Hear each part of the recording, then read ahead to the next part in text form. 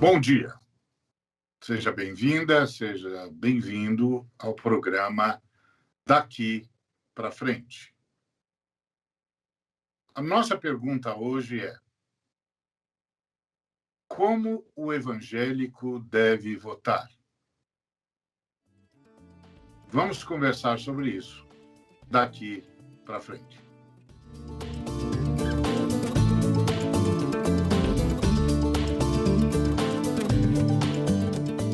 Certamente você sabe que o primeiro movimento para resolver questões pendentes na igreja primitiva foi um movimento democrático.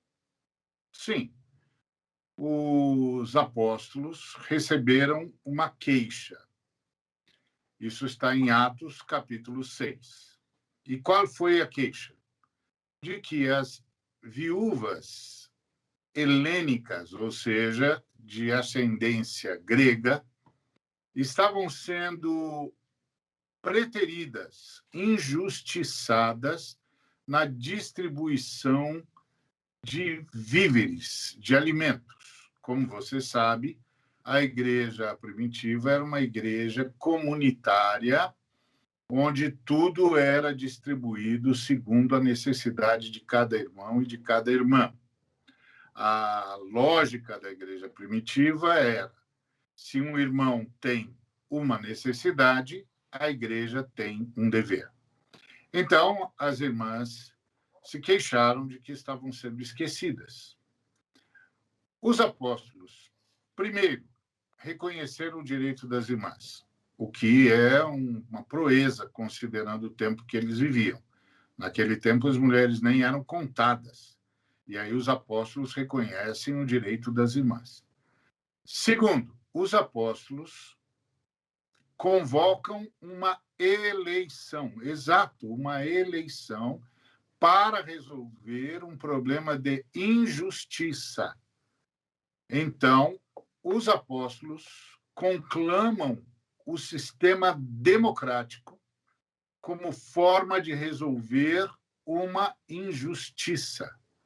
A gente tem de guardar isso, que a democracia existe para que as injustiças sejam resolvidas. Por isso, não pode ser um governo de ricos, não pode ser uma oligarquia de famílias poderosas ou plutocracia, que é o governo dos ricos. Tem de ser democracia, que é o governo do povo. E os apóstolos, então, convocaram a igreja e deram aos injustiçados,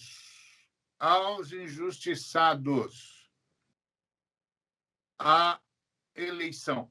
Ou seja, se os apóstolos estivessem comandando as eleições hoje no Brasil e no mundo, quem votaria são os injustiçados. Os apóstolos estabeleceram um princípio, que é: só o injustiçado pode falar por si. Então, se a questão é injustiça, quem tem de votar são os injustiçados, para que haja justiça, para que o direito deles seja garantido. E foi isso que os apóstolos fizeram. Reuniram a igreja, reconheceram a queixa das irmãs, o direito das irmãs, e deram aos injustiçados a prerrogativa do voto, a prerrogativa da eleição, para resolver a questão da injustiça. Olha, isso significa que os apóstolos estavam milênios na frente da humanidade. Primeiro, para convocar uma eleição. Segundo, por ter reconhecido o direito das mulheres. E terceiro, por entender que os prejudicados é que devem votar, porque a democracia é para resolver a injustiça. Logo, os injustiçados é que têm de votar. Extraordinário isso. Isso, claro, nasce de uma comunidade com um profundo senso de justiça. Todos os demais da comunidade, os que não eram preteridos, reconheceram que a preterição era uma injustiça para com aqueles que estavam sendo esquecidos e que os esquecidos, os que foram esquecidos, é que tinham a prerrogativa de resolver o problema. Então, os apóstolos convocaram uma eleição onde cada pessoa valia um voto, homens e mulheres votaram, e, curiosamente, votaram aqueles que faziam parte da população injustiçada, para que a injustiça fosse corrigida. E como eles votaram?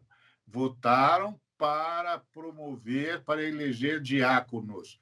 O que eram os diáconos? Os diáconos eram um grupo de pessoas responsáveis por manter a justiça social, com quem os apóstolos dividiriam o poder. Extraordinário, extraordinário. Além, muito além do que a humanidade jamais conseguiu alcançar. Nós agora vamos votar novamente, segundo turno, aqui em São Paulo, em várias cidades do Brasil. Porto Alegre, Vitória, Belém, Recife e vários outros lugares. Então, estamos sendo convocados de novo às eleições. E estas eleições são para decidir, obviamente, a cidade que nós queremos, como nós falamos no programa anterior. No passado, a Aliança Evangélica Brasileira fez um decálogo, chamado Decálogo do Voto Evangélico, do voto ético evangélico. É bem verdade que outros grupos têm feito movimentos modernos para isso. Por exemplo, a Rede Fale criou um projeto chamado Não ao Voto de Cajado, e que estão nessa mesma linha que, no passado, a Aliança Evangélica Brasileira se preocupou, que é a ética do voto. E eu vou ler rapidamente esse decálogo. Primeiro, o voto é intransferível e inegociável e deve refletir a visão que a irmã ou o irmão tem para o país. Segundo, a liderança da igreja não deve conduzir o voto da comunidade. Terceiro, a liderança da igreja orienta, mas não manipula. Quarto, a liderança da igreja deveria criar condições para que todas as propostas fossem conhecidas. Quinto, a igreja é multifacética, logo não pode privilegiar partidos. Sexto, a candidatura evangélica deve defender o direito universal da humanidade, nunca interesses particulares ou institucionais. O eleitorado evangélico considerará que Jesus não só recusou os reinos deste mundo, como anunciou que o governo de Deus faria justiça aos empobrecidos. Oitavo, o voto evangélico, principalmente nas eleições majoritárias, deve partir da análise dos programas de governo. Nono, é um direito votar em evangélico, porém, sem esquecer que ninguém governa sozinho. O partido deve ser levado em conta. Nas eleições, décimo, a opinião de quem pastoreia é apenas a opinião de mais um eleitor ou eleitora, não é a voz de Deus. Muito bem, como deve votar o evangélico? Essa é a nossa pergunta. Os apóstolos disseram: deve votar para que haja justiça. William, como deve votar o evangélico? Bom dia, Davi. Bom dia, Ari. Bom dia a todos e todas que nos acompanham aqui pela TVT. Obviamente, todos nós concordamos com os apóstolos, com o texto sagrado, para que haja justiça, para que corra um rio de justiça. Essa é o nosso desejo, essa é a nossa visão enquanto cristãos, já que podemos acrescentar que o voto cristão, trazendo a ideia de justiça, você, como cristão, você, meu amigo, cristão evangélico, deve votar com ética e com amor. Exatamente, com amor. É interessante o Ari tocar nessa palavra diácono, porque é o mesmo termo que muitos vão utilizar Romanos capítulo 13 de forma inadequada para trazer algumas questões que não são pertinentes ao texto ou que não correspondem à realidade daquilo que o apóstolo Paulo está falando.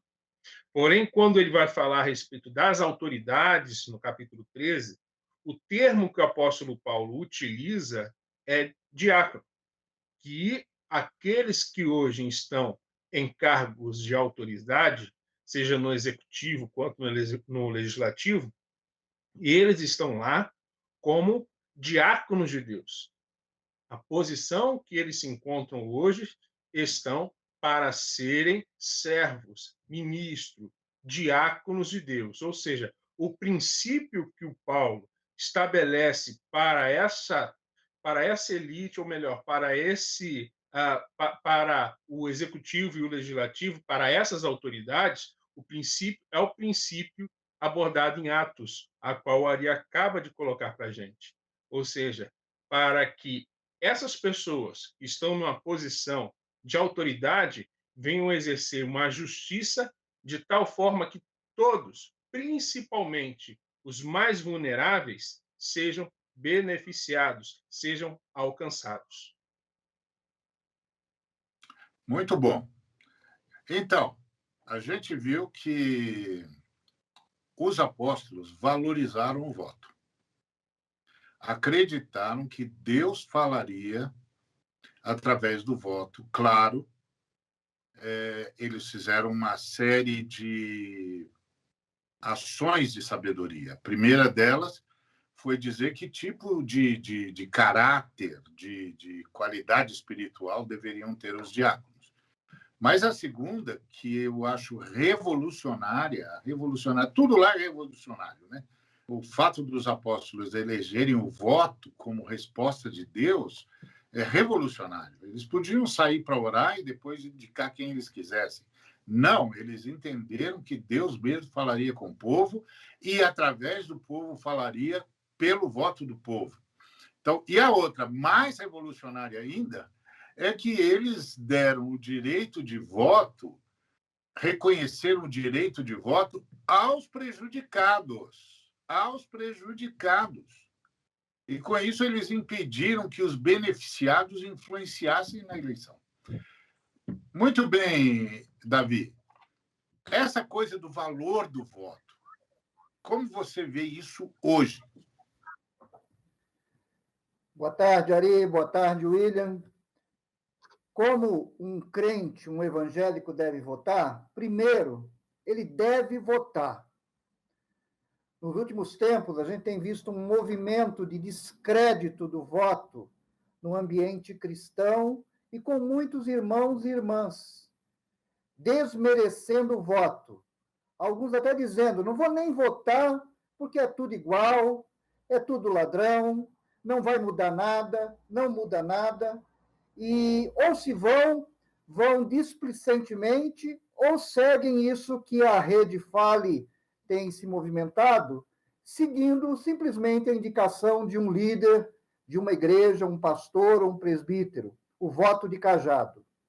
Então, a primeira coisa importante é votem, dê valor ao voto, dê valor à democracia.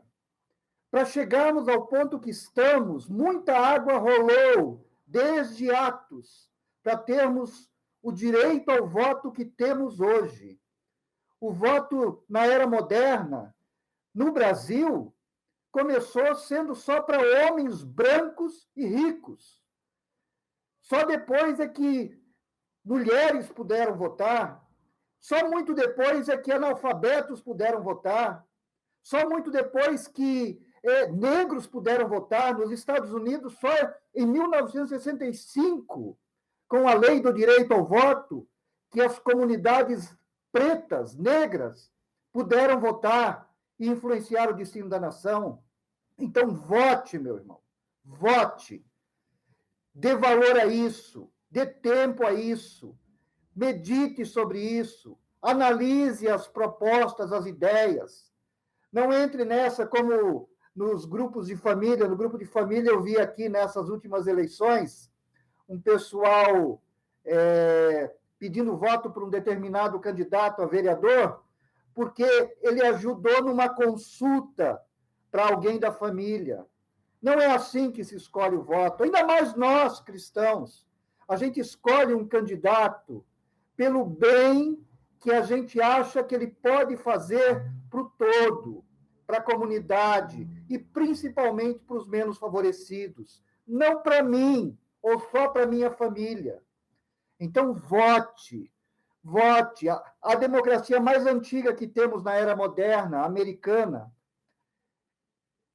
lá 56 homens fizeram uma revolução dizendo o seguinte: todos são iguais. Assinaram o documento, todos são iguais. E o governado recebe o seu poder, o governante recebe o seu poder do governado. Como? Pelo voto.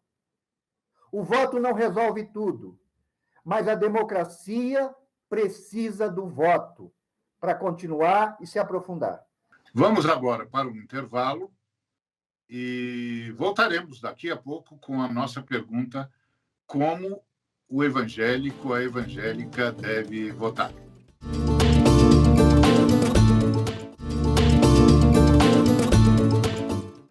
Muito bem. Estamos no programa Daqui para Frente com a pergunta: como o evangélico deve votar? A questão que se coloca diante de nós é, claro, a cidade que nós queremos. Agora estamos no segundo turno e essa eleição é decisiva para responder essa pergunta.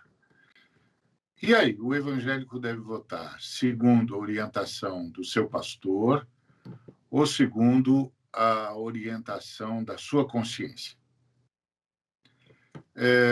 Já conversamos no primeiro bloco que o cristão deve votar de acordo com a sua consciência. Ele é livre para votar. Inclusive, vimos que os apóstolos, para resolver um problema de injustiça social, convocaram uma eleição. De uma forma muito curiosa, eles, inclusive, determinaram que só os injustiçados votariam, para equilibrar o poder. E os injustiçados, então, elegeriam 7 diáconos, 7 servidores, que iriam dividir o poder com os apóstolos para que não houvesse injustiça social na igreja. Como a gente votaria hoje? Jesus se recusou a receber os reinos deste mundo, a glória deste mundo, porém, deixou claro que o governo de Deus seria favorável aos pobres, aos empobrecidos. Como o evangélico deve votar? Ou, talvez, a melhor pergunta é: que valores devem formar a consciência de um evangélico, de uma evangélica? Então, William, que valores devem constituir a consciência de uma mulher ou de um homem que se entendem evangélicos? Bem, como eu disse anteriormente, eu creio que o principal é o amor. O texto, volto a ele, de Romanos 13, parece uma ruptura que há entre o capítulo 12 e o capítulo 13, mas o Paulo vai inserir, ele está discorrendo sobre o amor, sobre o ágape, e aí ele insere o texto de Romanos 13, né, que nós brincamos que é apócrifo, que não existe o capítulo 12, 13, ou seja, a numeração, né, não está nos originais da pena do apóstolo Paulo. Então, se você continuar a leitura, percebe-se que o capítulo 13 faz parte toda de uma mesma carta. Então, Paulo vai inserir dentro da sua abordagem sobre o amor essa observação a respeito das autoridades, mostrando, trazendo para nós de que maneira, enquanto seguidores de Jesus, devemos tratar, inclusive, aqueles que se colocam na posição de autoridades. Na visão da Trindade, eles são diáconos. da mesma forma, nós, enquanto seguidores de Cristo, devemos tratá-los e observá-los como diáconos, aqueles que estão nessa posição para servir especialmente os mais vulneráveis, ou como diz o Deuteronômio, para que não haja pobre entre vós. É uma expressão muito corriqueira que nós escutamos, que muita gente diz: Jesus disse que o pobre sempre tende convosco. Porém, a gente é bom lembrarmos que Jesus está citando o texto de Deuteronômio, a qual o contexto diz que não haja pobre entre vós. Então, tendo essas questões em mente, temos que ter essa consciência de uma visão sempre comunitária. E não, você abordou, você colocou, citou a respeito, que veio à minha mente, você citou uma frase que veio à minha mente a respeito da tentação de Jesus. O texto de Lucas diz que o diabo o levou a um lugar alto e mostrou-lhe num relance todos os reinos do mundo.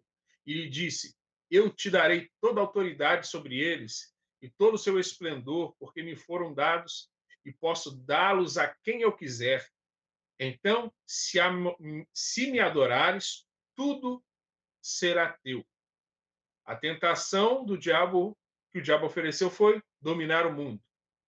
Então, a percepção é que o diabo quer usar Jesus para governar o mundo. Nós não podemos cair nessa tentação. Não podemos ceder a essa tentação do diabo de tentar assumir o controle do país a partir da pessoa de Jesus Cristo. Eles apresentam alguém, olha, tem alguém mais qualificado do que Jesus?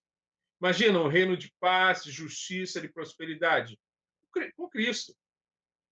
Um governo livre de corrupção é com Jesus. Porém, naturalmente, teria que ser de acordo com as condições do diabo, porque existe essa conjunção se prostrares e me adorares.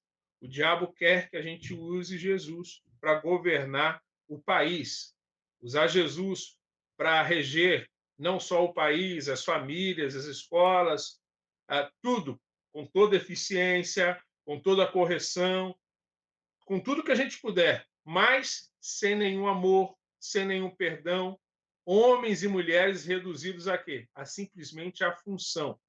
O diabo está nos tentando para que nos imponha, para que a gente possa impor o direito, eliminando o quê? Liberdade. Por isso, o Gandhi dizia que o sonho que visualiza sistemas tão perfeitos que dispensa a necessidade de sermos bons deve ser visto como aos olhos. Por isso, a gente deve rejeitar a violência. Qualquer tipo de violação deve ser rejeitada. Deve ser rejeitada. A sua consciência deve ser preservada. E todo e qualquer tipo de violação deve ser rejeitada, porque essa é a maneira clássica para colocar, para impor as ideias, sempre é a violência, a violação, sempre é essa a tentativa, através da violência, a imposição de colocar as ideias, sempre tentando impor as ideias daqueles que se acham superiores, que têm a solução para a nação. Sempre foi assim, continua sendo, estão tentando utilizar Jesus para que isso aconteça. Jesus foi tentado, e a tentação está para nós, enquanto cristãos, até hoje. Lembrando que Jesus recusou, e nós devemos fazer a mesma coisa. Davi, você está insistindo no valor do voto. No valor do voto tem de estar contemplado o objetivo do voto?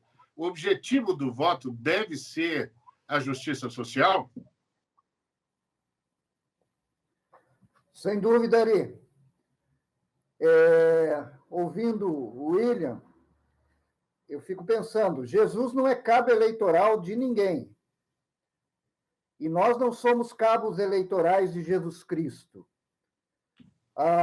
Todas as vezes que os cristãos se imiscuíram no poder com um projeto religioso, não deu certo. não deu certo com Constantino lá atrás, não deu certo ao longo da história. E as reformas que vieram, particularmente a reforma radical, defendeu com sangue a separação da igreja do Estado e que as coisas públicas tinham que ser tratadas como coisas públicas, res pública. Por isso, voto. E aí a gente cai hoje na grande manipulação. Eu diria que a gente vive hoje uma grande manipulação, onde se mistura o nome de Jesus Cristo e supostos valores do Evangelho com pautas de candidatos. Não, não.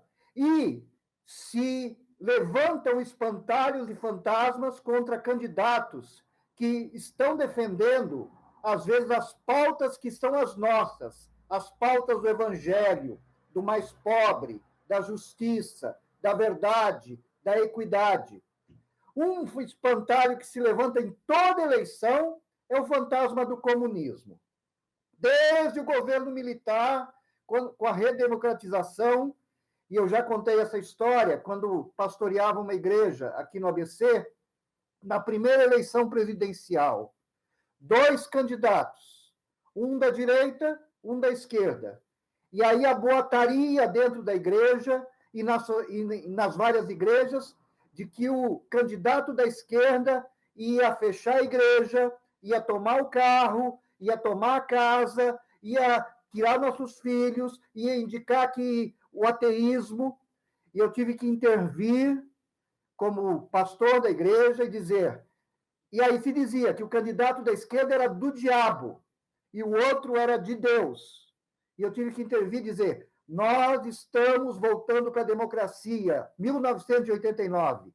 Não há candidato de Deus, não há candidato do diabo. Há candidato da sua consciência, olhando o que pode ser melhor para o país. Um cristão pode votar na direita, se conscientemente acreditar que aqueles valores neoliberais vão ajudar na justiça social. É sua consciência.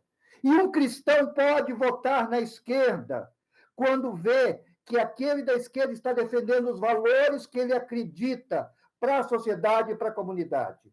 O voto está aqui, na cabeça e no coração.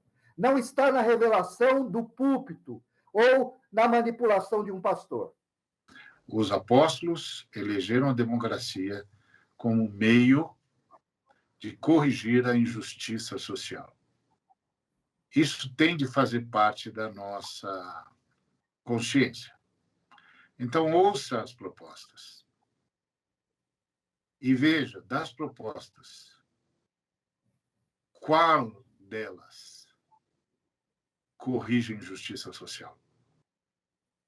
Qual delas privilegia os empobrecidos, os vulneráveis, os sem moradia, os sem saúde, os sem comida, os sem esperança?